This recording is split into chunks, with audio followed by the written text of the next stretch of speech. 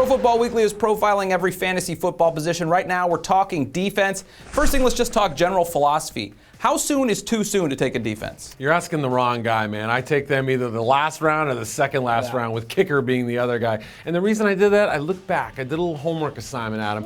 And I went back the last 7 or 8 years and looked at Pro Football Weekly's rankings, other national magazines, and looked at their top 5 or 6 defenses and saw how they fared that season. Half the time, these defenses ended up finishing outside the top 10 or 15. I just feel like it's too much of a risk.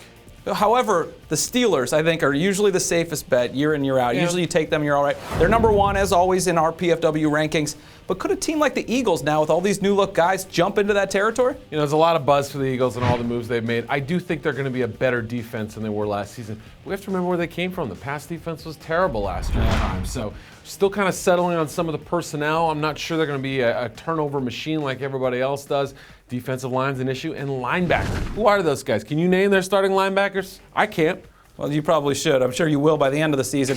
But so if it's not going to be the Steelers, besides the Steelers, if you can't take the Eagles there, who are some other teams that maybe weren't as good last year you see really improving this year? You know, the Giants were pretty good last year, but I still think they floated underneath the radar. A lot of people didn't draft them. You know, they were a team you could pick up at some point. The Chargers, you know, statistically number 1 last year, but the fantasy numbers didn't really translate. I think they'll be better. Saints, too. I mean, 2 years ago, they were the huge turnover machine. Gave up some yards. Last year, not as much. I think they'll be more like the 09 unit this year. A couple of younger teams that are going to improve, Lions and Rams.